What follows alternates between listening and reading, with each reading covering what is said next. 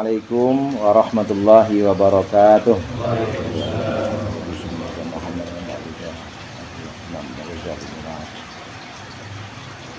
Al-Fatihah.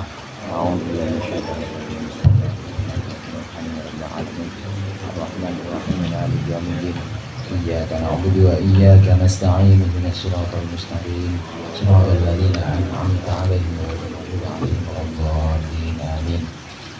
الحمد لله ذي الجلال والإكرام على ما أكمله من دين الإسلام والصلاة والسلام على نبي الهدى والرحمة المبعوث بالكتاب والحكمة خاتم النبيين وإمام المرشدين سيدنا محمد وآله وصحبه وأتباعه أجمعين أما بعد فإن أصدق الحديث كتاب الله وخير الهدي هدي محمد صلى الله عليه وسلم وشر الأمور محدثاتها وكل محدثات بدعة وكل بدعة ضلالة. Para ustadz, para hujjaj dan segenap sesepuh hadirin sekalian jamaah majelis Al-Hawaqatul Munfarijah yang berbahagia. Sebelum kita mulai zikir, kita lanjutkan pengajian kitab Mau'izatul Mu'minin. Di antara adab atau tata krama yang harus diperhatikan oleh kita yang bekerja, baik menjual barang atau menjual jasa, adalah menghindarkan sesuatu yang kerugiannya bisa menimpa orang banyak. Pertama, kemarin kerugiannya bisa menimpa orang banyak, menimbun barang atau menimbun satu produk sehingga orang-orang menjerit, pasar semua kesulitan, itu nggak boleh. Kemudian yang kedua, mengedarkan uang palsu, itu juga nggak boleh.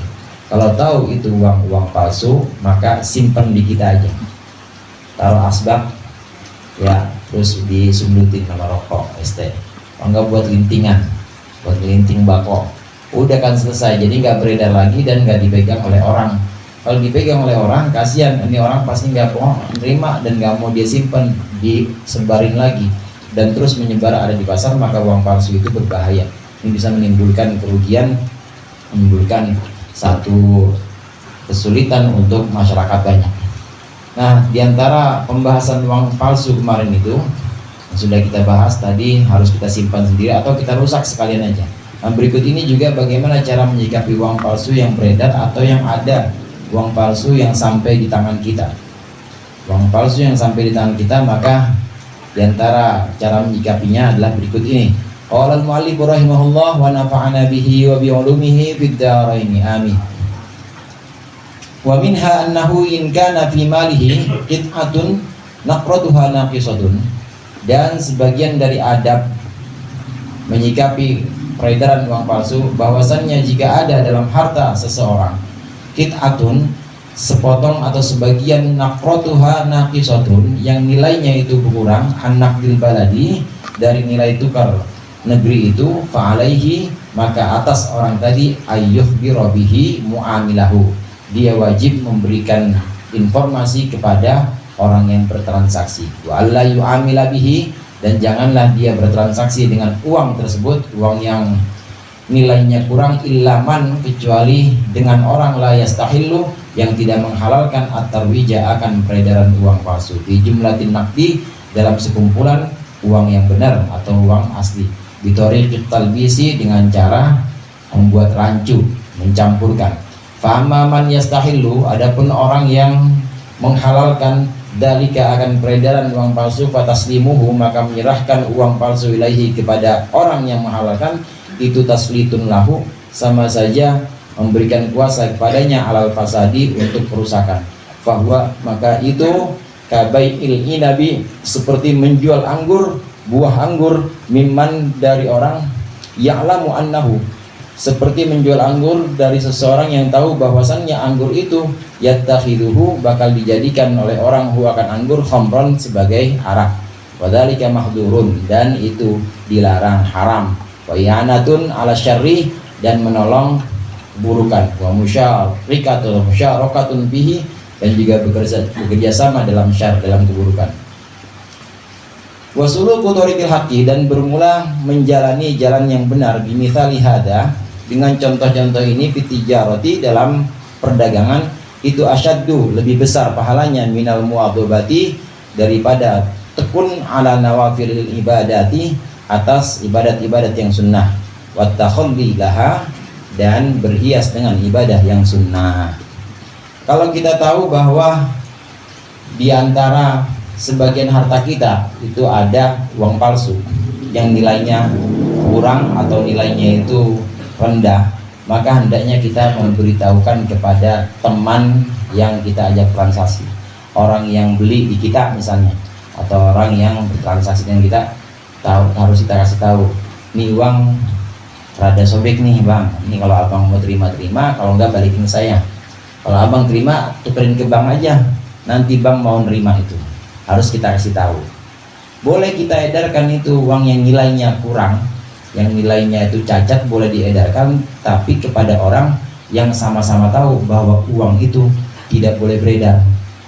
Orang yang memang tidak menghalalkan peredaran uang yang rusak.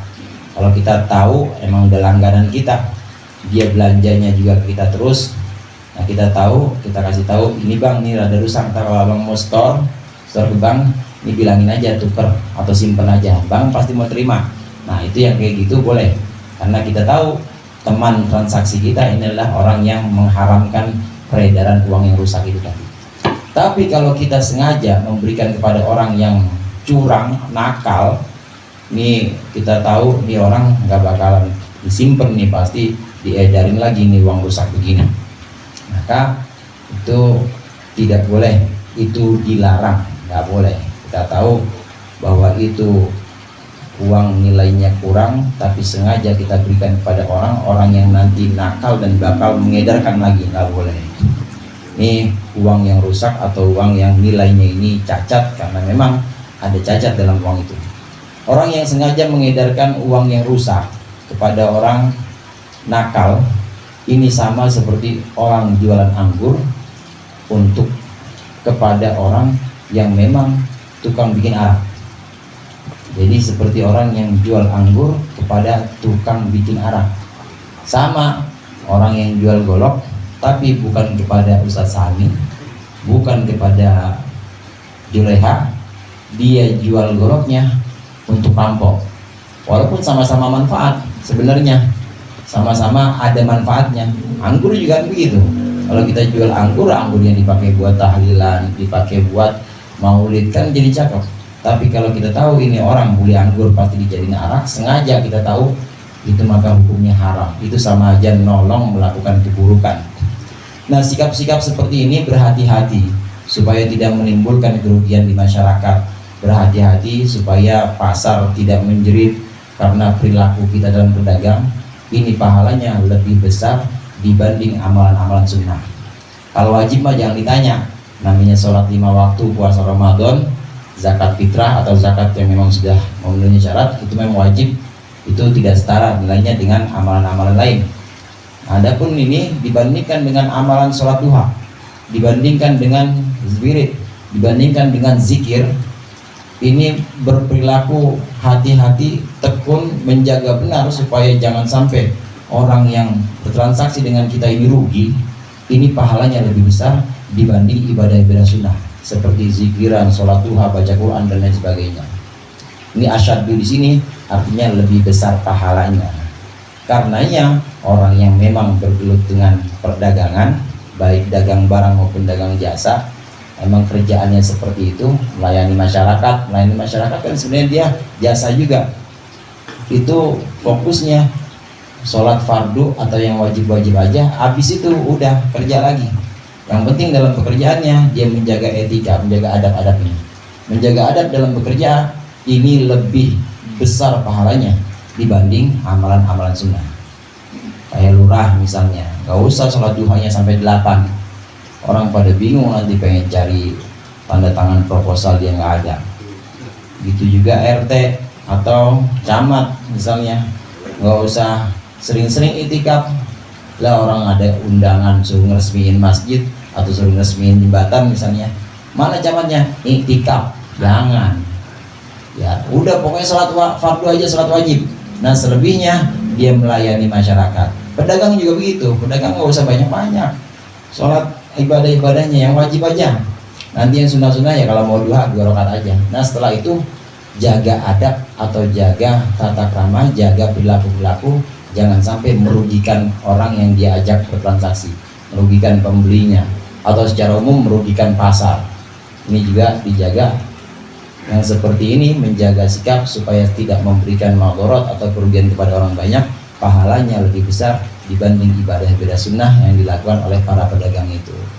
Cukup yang wajib aja qobliyah, ya kadang lakuin kadang enggak. Ba'diyah apalagi, jangan ba'diyah habis asar, jangan ba'diyah habis subuh, nggak ada. Itu yang penting-penting aja wajib. Waktu Ramadan datang giliran puasa Senin Kemis, ya kalau giliran nggak puasa nggak apa-apa. Yang penting fokus kepada pelayanan kepada masyarakat, jangan sampai masyarakat rugi atau kena madarat gara-gara kita tidak mengetahui adab dalam jual beli ini. Mudah-mudahan bermanfaat.